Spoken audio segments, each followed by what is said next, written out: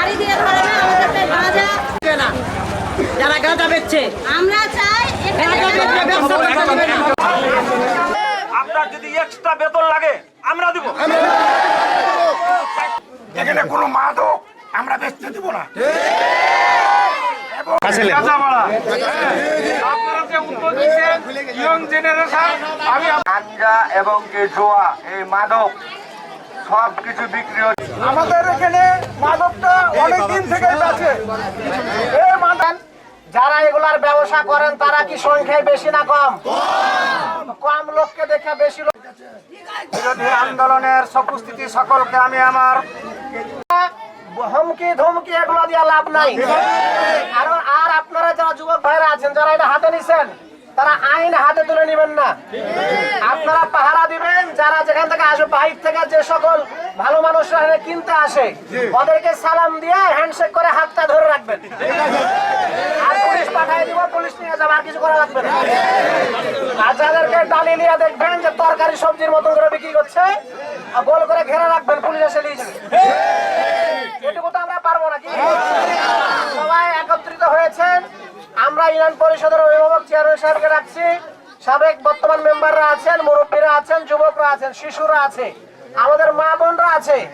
এলাকার মা বোনরা আপনারা আবার যা বুবুকে ছাড়া দিয়েন না।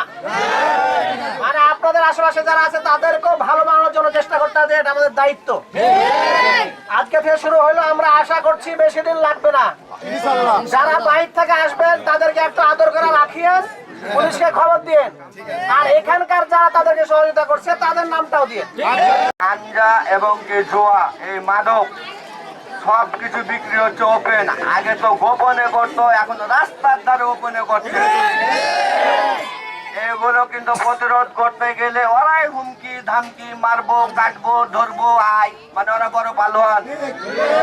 কারণ ওদের যে আছে থানা, ওদের আছে পুলিশ, ওরা দেখতে সুন্দর, আমরা তো দেখতে সুন্দর নয়। পুলিশও আর কথা শোনে, আমাদের কথা শোনে না।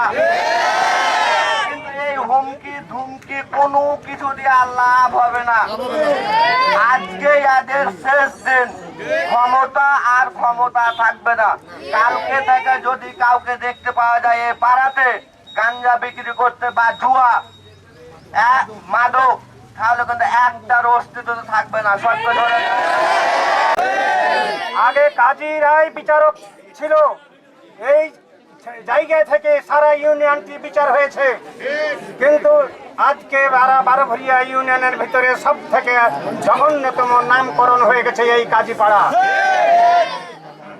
আজকে আমরা জানি সকলের উদ্যোগে, সকলের দুয়ায়, সকলের চেষ্টায় আমরা যেন কাজীপাড়াকে আবার যেন সফল করতে পারি, আবার যেন মান ইজ্জতের সহিত যেই মান সম্মান কাজীপাড়ার ছিল আবার যেন মান সম্মান ফিরিয়ে আনতে পারি, এই আমি কামনা করছি।